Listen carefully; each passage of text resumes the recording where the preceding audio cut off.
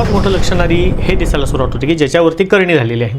असा व्यक्तिरेखा हा किंवा यांच्याजवळ असलेली काही इस्टेट असेल किंवा यांचं काय अधिकारत्व असेल, म्हणजे जायचं आहे जपान पोहोच गई चीन, अशा पद्धतीची गत करणी झालेली व्यक्तिरेखेच्या अनेक वेळा मस्तिष्कवरती जो शैतान बसलेला आहे त्यांच्या मस्तिष्कवरती जी नकारात्मक ऊर्जा बसलेली आहे ना, किंबहुना त्यापेक्षा 100 पटीने अधिक त्रास हा त्याच्या पत्नीला आणि त्याच्या विशेषतः आईला होतो. जिथे मन कार्य करत नाही तिथे बुद्धी कार्य करणंच कशी.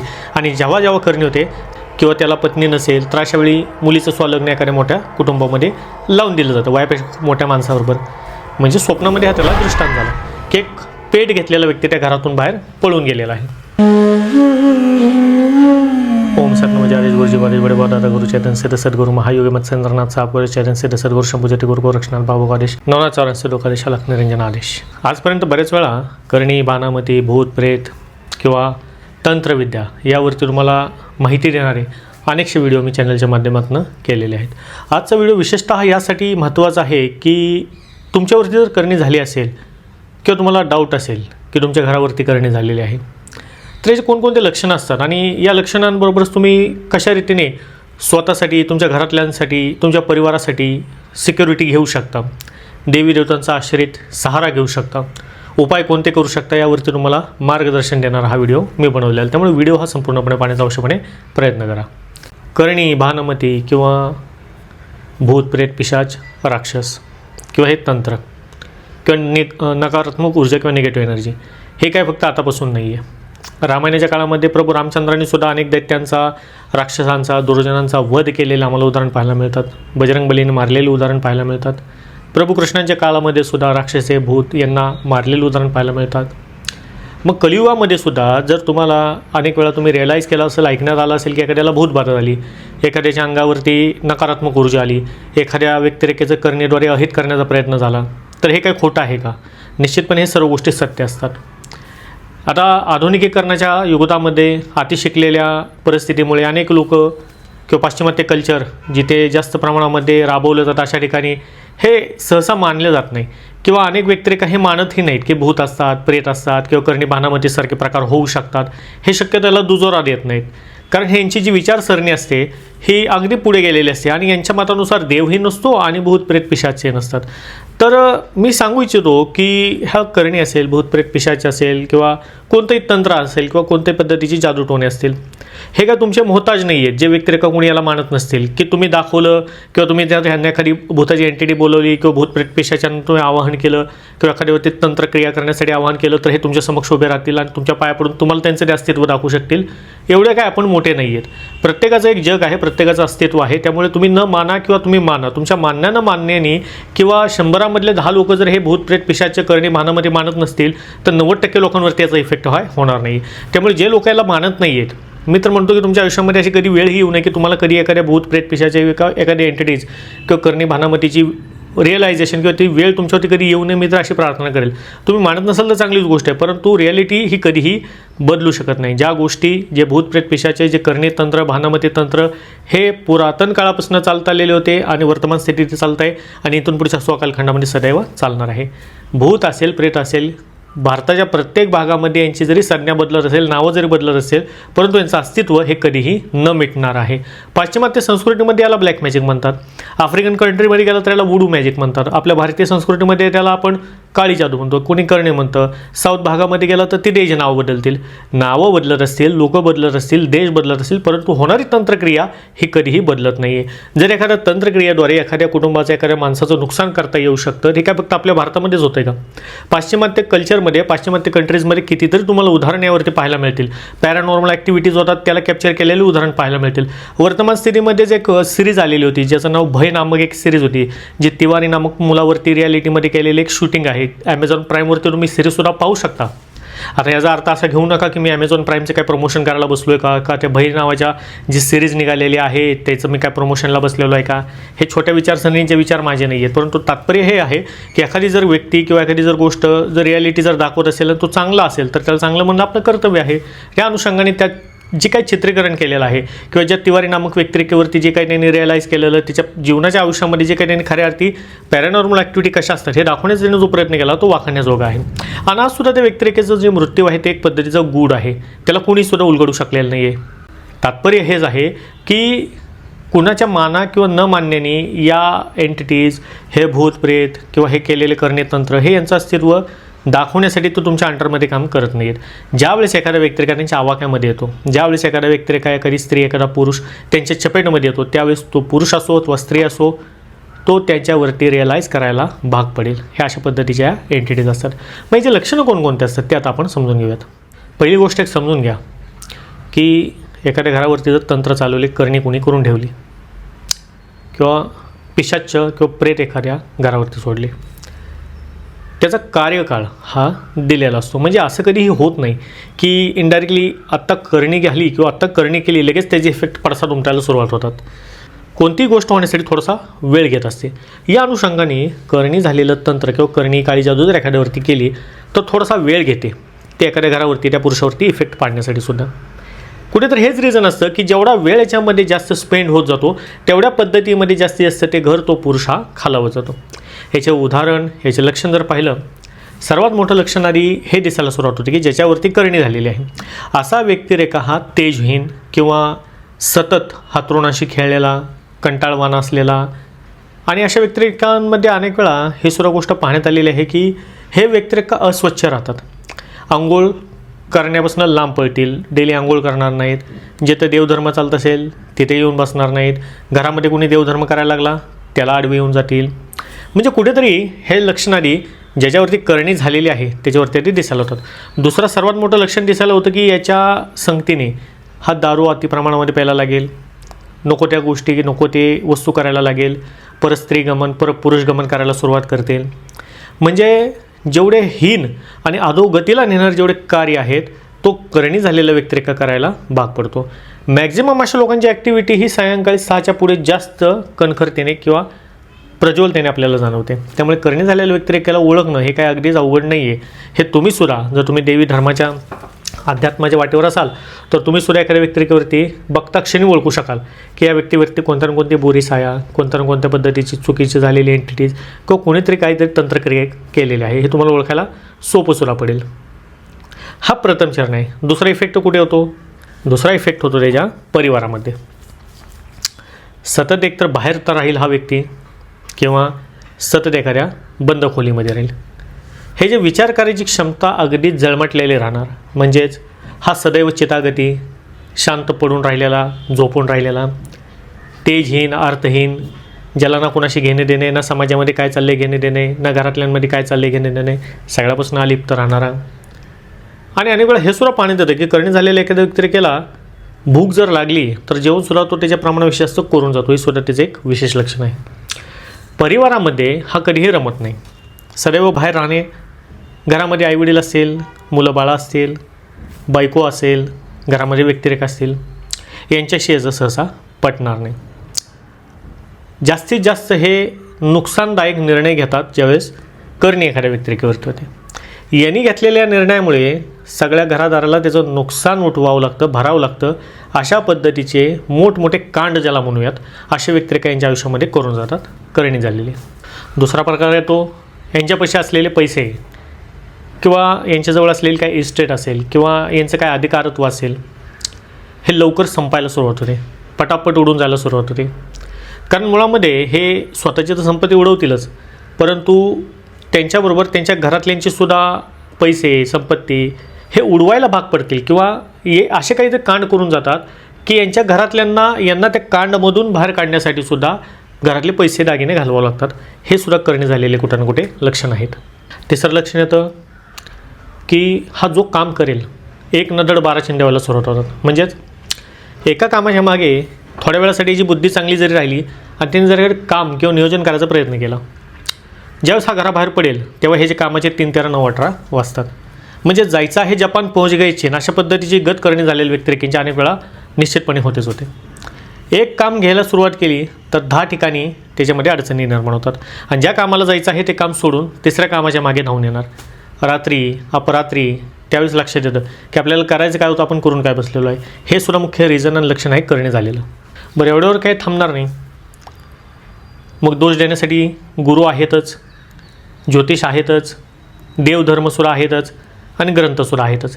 मग शेवटी हेच व्यक्तिरेखा काय म्हणतात की देवाने आमचं काय चांगलं केलं, मी अनेक गुरूंकडे गेलो, त्या गुरूंनी आमचं काय चांगलं केलं, मी माझ्या घरातल्याने आतापर्यंत एवढे देवधर्म केले, एवढ्या ठिकाणी देवळात गेलो, देवदेव केला, आमचं काय चांगलं केलं, हे अशा म्हणणारसुद्धा मग हे करणे झालेले व्यक्तिरेखा आपल्याला दिसतात. कारण यांची जी कुतर्की बुद्धी असते ना, ही तिथे काम करायला लागते. मुळामध्ये सोच किंवा ती बुद्धी त्यांची नसते, पण त्यांच्या मस्तिष्कवरती जो शैतान बसलेला आहे, त्यांच्या मस्तिष्कवरती जी नकारात्मक ऊर्जा बसलेली आहे ना, ती त्यांना तशी बुद्धी देते की जेणेकरून त्यांच्यासहित त्यांच्या घरातल्यांचं सुद्धा मन हे डायव्हर्ट होते आणि त्याच्यासहित त्याच्या घरातले व्यक्तिरेखा, गुरु असेल, अध्यात्म असेल किंवा देवी देवता असेल यांच्यापासून लांब सरकते. हे सुद्धा करणी झालेलं प्रमुख लक्षण आहे. ज्या व्यक्तिरेखेवरती करणी झालेली असेल, करणी होत असेल, जितका त्रास त्या व्यक्तिरेखेला होताना कळत नाही, किंबहुना त्यापेक्षा 100 पटीने अधिक त्रास हा त्याच्या पत्नीला आणि त्याच्या विशेषतः आईला होतो. हा व्यक्तिरेखा जो कार्य करेल करणीच्या आवेशामध्ये, त्या होणाऱ्या फटक्यांची जबाबदारी सर्वात जास्त किंवा सर्वात जास्त फटके हे त्याच्या कुटुंबातील त्याच्या मिसेसला म्हणजे पत्नीला आणि आईला बसतात. हा सुद्धा प्रमुख पार्ट आहे करणीचा. तुम्ही म्हणाल असं का होते? पहा, करणी भानामध्ये जरी होत असेल ना, ह्याचा संबंध कुठे ना कुठे आपल्या जन्मकुंडलीशी सुद्धा हमखासपणे आहे. तुमच्या कुंडलीमध्ये जर ग्रह दशा हे खराब असेल, कुंडलीमध्ये जर तुमचा चंद्र खराब असेल, सर्वात जास्त हानिकारक जन्मकुंडलीमध्ये ज्या वेळेस करणी भानामध्ये एखाद्या व्यक्तिरेखेवरती तुम्ही कोणतीही पत्रिका, कोणतीही कुंडली उचलून पहा, ज्या व्यक्तिरेखांचे चंद्र खराब आहेत, सर्वात जास्त इफेक्ट त्या लोकांवरती झालेले ज्यांच्यावरती करणी आणि भानामध्ये तंत्र चाललेले आहेत. चंद्र कोण आहे? चंद्र हा कारक आहे तुमच्या घरातल्या असलेल्या स्त्री शक्तीचा. मुळामध्ये चंद्र हा स्त्री ग्रह आहे. तुमच्या घरामध्ये पत्नी असेल, तुमच्या घरामध्ये तुमची आई असेल, एखाद्या पुरुषावरती जरी करणी झाली, सर्वात जास्त त्रास हा तुमच्या घरातल्या लेडीजलाच हा होत आलेला आहे. याला प्रमुख रिझन ही तुमची कुंडलीसुद्धा आहे. रात्रभर जागणे, आई म्हणणारी चिंता करणे, बायको म्हणणारी चिंता करत राहणे, हे करणीचे प्रकार. महत्त्वाच्या कामात बसला, काही डिलिंगला बसला किंवा काम करायला गेला, हा 4 चौघात जरी बसला तर चुकीच्या डील करून येणे किंवा डीलच क्लोज न होणे. म्हणजे जिथे फायदा होण्याची आशा आहे तिथे हा नुकसान करून येणार, हा स्वतःचं सुद्धा आणि इतरांचं सुद्धा, हे सुद्धा करणे झालेचे प्रकार आहेत. का तर बुद्धी कार्य करत नाही. जिथे मन कार्य करत नाही तिथे बुद्धी कार्य करणंच कशी. आणि जेव्हा करणी होते, सर्वात प्रथम आघात कुठे होत असेल ना, तर तो मनावरती, देन आफ्टर होतो बॉडीवरती, म्हणजेच आपल्या बुद्धीवरती. असे का? कारण आपलं मन आपल्याला दिसते का? आपलं मन हे अदृश्य आहे. तसं जे अदृश्य शक्ती सर्वात प्रथम वार कुठे करतात, तर अदृश्य असलेल्या मनावरच करतात. जो मन का हारा वो सब कुछ हारा, ही मन त्यासाठी प्रचलित आहे. अनेक वेळा पाहण्यात येतं, विनाकारण एखाद्या व्यक्तिरेखा करणी झालेला हा शत्रुत्व निर्माण करतो. काही कारण नसेल, जुनी पुराणी भांडण तंटे त्याच्यामध्ये हा उडी घेतो. त्यातनं हाणामाऱ्या, वादविवाद विकोपाला जातात आणि स्वतःचं मोठ्या प्रमाणावरती अहित करून बसतो. हे अहित कसे होते? एक तर भांडण तंट्यामुळे एकतर हात आतमध्ये जातो जेलमध्ये, किंवा याचा तरी कोणत्या ना कोणत्या पद्धतीमध्ये, ज्याला म्हणू कुठेतरी भांडण तंट्यातनं मृत्यू होण्याचे योगसुद्धा करणीद्वारे होतात. हे सुद्धा नाकारता येत नाही. सततची होणारी एन्झायटी, उदासीनता, हे तर प्राकर्षाने राहतेच राहते. अनेक वेळा ज्याचे सपोज लग्न झालेले नसतील, लग्न झालेला नसेल आणि जर एखाद्या मुलावरती, एखाद्या मुलीवरती जर असे तंत्र चालले, करणी काळी जादू झाली, तर असे मुलं मुली खूप चुकीच्या वळणावरती गेलेले अनेकशे उदाहरण मी स्वतः माझ्या आयुष्यामध्ये पाहिलेले आहेत. अनेक वेळा तुम्ही पाहिलं असेल, रिअलाईज केलं असेल की वयापेक्षा मोठ्या मुलीबरोबर लग्न होणे, वयापेक्षा मोठ्या पुरुषाबरोबर लग्न होणे, म्हणजे हे सुद्धा ना कुठे ना कुठे 70-80% हे तंत्रामध्येच मोडलेले प्रकार आहेत बरं का. तुम्ही किती याला माना किंवा ना माना किंवा झोकारून राहा, पण हे रियालिटी आहे. काही अपवादात्मक परिस्थितीमध्ये हे होऊ शकते. आणि असे उदाहरण झालेले सुद्धा आहेत की एखादं गरीब कुटुंब आहे, गरीब कुटुंबातली एखादी मुलगी आहे, परंतु गडगंज असलेल्या श्रीमंत एखादा पुरुष आहे, त्याची पहिली पत्नी एखादी वारलेली असेल किंवा त्याला पत्नी नसेल, तर अशावेळी मुलीचं स्वलग्न एखाद्या मोठ्या कुटुंबामध्ये लावून दिलं जातं, वयापेक्षा खूप मोठ्या माणसाबरोबर. याच्या अपोजिट साईडसुद्धा असतातच, वयापेक्षा मोठ्या स्त्रियांबरोबर स्वलग्न झालेले उदाहरण आहेतच की.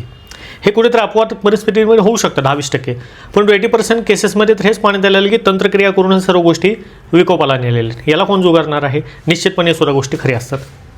करणी किंवा भानामती किंवा तंत्रविद्या किंवा भूतप्रेत जर तुमच्या घरावरती असेल, तुमच्या घरात कोणाला लागलेलं असेल, घरावर क्रिया केलेली असेल, याचा जो तोडगा, याचा इलाज हा जर लवकर झाला नाही, तुम्ही यकीन माना अशा व्यक्तिरेखांच्या घरामध्ये करणी ग्रसित असलेल्या व्यक्तिरेखा हा प्रदीर्घ असलेल्या रोगाच्या ग्रसिततेने मरण्याचे योग, आत्महत्या करण्याचे योग, एकाच बरोबर घरातल्या अनेक सदस्यांना चुकीच्या कंडिशनमध्ये घेऊन जाण्याचे योगसुद्धा बनतात.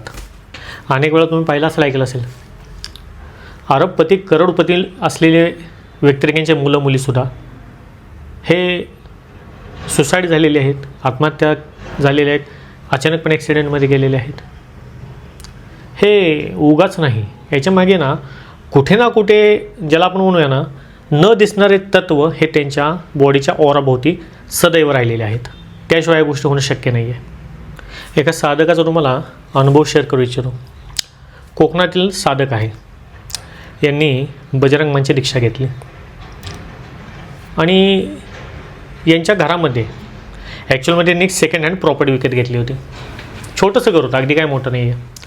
आणि यांनी अनेक वेळा रिअलाईज केलं की घरामध्ये रात्री 1:30-2च्या आसपास हा धुराचा वास येतो. जसे लाकडे जळलेला धूर असतो ना, तुम्हाला माहिती आहे ते वास कसा येतो लाकडे जळलेल्या धुराचा, तसा वास या व्यक्तिरेखेच्या फॅमिलीला नेला बरोबर रात्री 2 ते 2:30 वाजता डेली येत असायचा. प्रॉपर्टी घेऊन हल्ली अगदी वर्ष सव्वा वर्षाचा कालखंड त्यांचा झालेला होता. आणि सारखं कोणी ना कोणी आहे किंवा प्रॉपर्टीमध्ये आल्याच्यापासून नुकसान होण्यासाठी जास्त प्रमाणामध्ये सुरुवात झालेली होती. शेतीविषयक असेल, व्यवसायाचं असेल, म्हणजे नुकसान कोणत्या ना कोणत्या क्रियेद्वारे हे त्यांना सातत्याने होत होते. दुःस्वप्ने ते सुद्धा त्यांना पडत होते. मग यांनी ज्यावेळेस बजरंग बाण हे दीक्षा घेतल्याच्यानंतर त्यांनी त्यांच्या त्या घरामध्ये बजरंग बाण केले. बजरंग बाण अनुष्ठान होताना सुद्धा त्यांना 2-3 संकटे आली, परंतु त्यांनी तटस्थ भूमिका घेऊन बजरंग बाण पूर्ण केले. ज्या रात्री बजरंग बाण केल्यानंतर ते झोपले, त्या घरातला मुख्य पुरुष त्याला रात्री एक स्वप्न पडले की तो ज्या घरामध्ये राहत होता त्या घरातून एक व्यक्ती पेटलेल्या अवस्थेमध्ये बाहेर पळून जाताना त्याला दिसाला. म्हणजे स्वप्नामध्ये हा त्याला दृष्टांत झाला की एक पेट घेतलेला व्यक्ती त्या घरातून बाहेर पळून गेलेला आहे. जेव्हा मग हे सकाळी त्यांनी फोनवरती व्हॉट्सअपद्वारे आम्हाला सूचित केले की असं यांना अनुभव आलेला आहे. शेवटी त्यांना सांगायच्या पद्धतीने हे सांगितले की बजरंगबली समर्थ आहेत, तुमच्यावर संकट जे असेल ते गेलेलं असेल. जेव्हा त्या व्यक्तीने स्वतः विशेष लक्ष घालून पहिले जुने सातबारे, तिथल्या आसपासच्या विभागातल्या लोकांकडनं माहिती, ह्या सर्व गोष्टी काढून घेतल्या आणि त्यांनी एक गोष्ट समजली की त्यांनी जे घर विकत घेतलेले होते, ज्या घरामध्ये ते राहत होते, त्या घरामध्येच 15 वर्षापूर्वी एका व्यक्तीने पेटवून घेतलेले होते. मग एक गोष्ट रिअलाईज करा, 15 वर्षाची घटना होते ज्या व्यक्तीने त्या घरामध्ये पेटवून घेतलं. निश्चितपणे त्याचं भूत, त्याचं अस्तित्व त्या घराशी लागून राहिले, त्या जागेशी लागून राहिले. आणि बजरंग बाण केल्याच्यानंतर त्या रात्री यांना पेटलेला व्यक्ती घराबाहेर पळत जाताना दिसणे, याचं कुठे ना कुठे कोइन्सिडन्स आहे की नाही, हे रिॲलिटी आहे. ही शक्ती आहे बजरंगबलीची, ही शक्ती आहे आध्यात्मिक ताकदीची. म्हणजे आसमानी येणारे संकट बजरंग बाणमुळे, बजरंगबलीमुळे त्यांच्या कुटुंबावर टळले. हा काय कमी चमत्कार आहे का? आणि अशी एक नव्हे, माझ्या लाईफमध्ये अनेकशा केसेस मी स्वतः पाहिलेल्या आहेत. ही गोष्ट वेगळी आहे की यूट्यूबच्या माध्यमातून मी कोणाला भेटत नाही आहे, परंतु ज्या सेक्टरमध्ये, ज्या आध्यात्मिक क्षेत्रामध्ये मी गेले 20 ते 25 वर्ष जो माझा इतिहास कालखंड राहिलेला आहे, जे ज्योतिषशास्त्राचं जे सेक्टर माझं राहिलेलं आहे, अनेक 100हून अधिक, 1000हून अधिक हे माझ्याकडे ज्योतिष शिकून आज ते स्वतःचं प्रोडक्शन चालवत आहेत. त्यांचे व्यापारसुद्धा ते मोठमोठ्या प्रमाणावरती चालवत आहेत, मोठमोठ्या फीसुद्धा ते चार्ज करत आहेत. तात्पर्य हेच आहे की देवी देवता यांची ऊर्जा ही सदैव आपल्याबरोबर राहावी. आणि हे करणी, हे तंत्र, हे करणं म्हणजे आजकाल तर अक्षरशः हे एखादी वस्तू विकत घेण्यासारखे एवढे नरपिशाच्य फिरत आहेत हे करणी भानामती करणारे.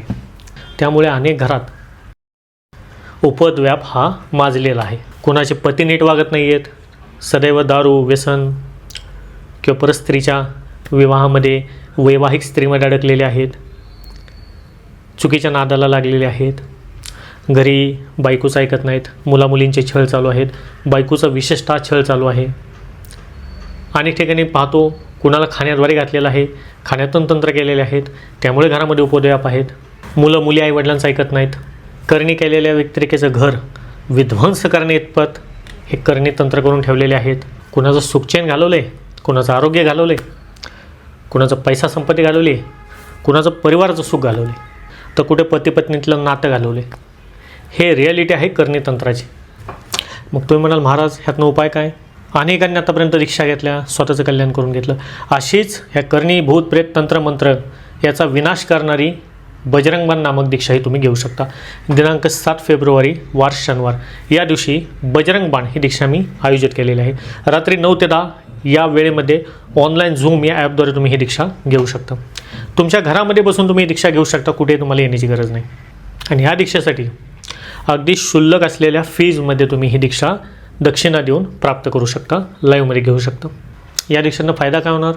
तुमच्यावर, तुमच्या घरातल्यांवर जेवढे पद्धतीचे गेलेले तंत्र आहेत, करण्या काळी जादू आहेत, कोणी भावली केलेली असेल, भावल्या काढल्या असेल, लिंब सुया टाचण्या मारलेल्या असतील, कुठल्याही भूत प्रेत पिशाच्याकडे जाऊन केलेलं असेल, तांत्रिकाकडे जाऊन केलेलं असेल, जागेमध्ये दोष असेल, कोणत्याही पद्धतीचं काहीतरी तुमच्या पाठीमागे लावलं असेल, कोणाला घरामध्येच काही काही दिसत असेल, जाणवत असेल, ह्या सगळ्या गोष्टीचा कर्दनकाळ म्हणजे बजरंगबाण आहे. जे व्यतिरेकांनी बजरंगबाण केलं ते उभ्या लाईफमध्ये कधीही आपत्कालीन मृत्यूला प्राप्त होऊ शकत नाहीत. हे बजरंगबाणची ताकद आहे. अनेकांनी त्यांच्या जीवनात सार्थक केलेलं आहे.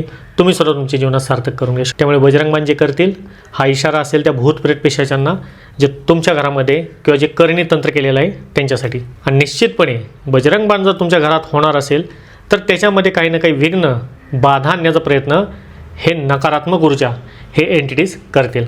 त्यामुळे तुम्ही एक निर्धार करा, संकल्पित व्हा आणि बजरंगबाण तुमच्या घरात मी करणारच आहे, स्वतः तुम्ही करणार आहात, संकल्पयुक्त होऊन तुम्ही तुमच्या बजरंगबाणची घरामध्ये अनुष्ठान करा.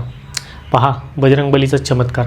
निश्चितपणे बजरंगबली तेवढी ताकद, तेवढे सामर्थ्यवान आहेत तुमच्या सहित तुमच्या घरादारावरती केलेले करण्याला विध्वंस आणि उद्ध्वस्त करण्यासाठी. आणि तुम्हाला जर वाटत असेल तुमच्या घरातला मुलगा मुलगी हे वाईट वळणाला लागली, त्याच्यावरतीच करणे झाले, तर अशा व्यतिरेकेच्या मुलामुलींच्या आईवडिलांनी ही दीक्षा स्वतः घ्यावी आणि त्यांच्या मुलामुलींसाठी संकल्प करून बजरंगबाण करावे. अनेकांनी केलेले आहेत. ह्याचे प्रभावी आणि चमत्कार रिझल्ट पाहायला मिळालेले आहेत. त्यामुळे म्हणून ना, दुर्घटना से देर भली. आतापर्यंत आपल्या आयुष्यात आपण सत्यानाश केलेलाच आहे. एवढ्या वर्ष सत्यानाशामध्येच आपण घालवलेले आहात. भूत झाले, प्रेत झाले, करणी झाली आहे म्हणून दरदर भटकून आलेला आहात. आणि उपाय करणं हे आपल्या हातात आहे. प्रत्येकजण उपाय करतो. तर निश्चितपणे अशा सर्व व्यक्तींना मी वेलकम करतो आणि स्वतः तुमच्या घरात तुम्ही अनुष्ठान करून त्याचे चमत्कारी प्रयोग अवश्यपणे रिअलाईज कराल. त्याचबरोबर तुम्हाला जास्त नकारात्मकता जाणवत असेल तर अशा वेळी तुम्ही आंघोळीच्या पाण्यामध्ये मीठ टाकून त्याने आंघोळ केली तरीसुद्धा तुमचं कमीत कमी ओरा हा क्लीन राहील. मुळामध्ये जास्त लोकांच्या संपर्क येणं तुम्ही टाळलं पाहिजे. स्पर्श करणं एकमेकांना बाहेरील व्यक्तीच्या टाळलं पाहिजे. आता हे सर्व आध्यात्मिक गोष्टी आहेत. ज्यांना अध्यात्म माहीत आहे ते समजू शकतील. त्यामुळे तो म्हटलं की ज्यांना बजरंगबाण करताना अडचणी येतील तेव्हा तुम्ही रिअलाईज करा आणि ठाम राहून ह्या गोष्टी करण्यासाठी जर तुम्ही तत्पर झालात तर निश्चितपणे या नकारात्मक ऊर्जेचा, घरामध्ये असलेल्या काळी जादूचा हा अंत होणार आहे. येणार 7 तारखेला बजरंगबाणची दीक्षा होईल, 7 फेब्रुवारीला. त्यासाठी एनरोलमेंट हे तुम्ही करू शकता. सत नमो आदेश गुरुजी को आदेश, शाला की नरेंद्र आदेश.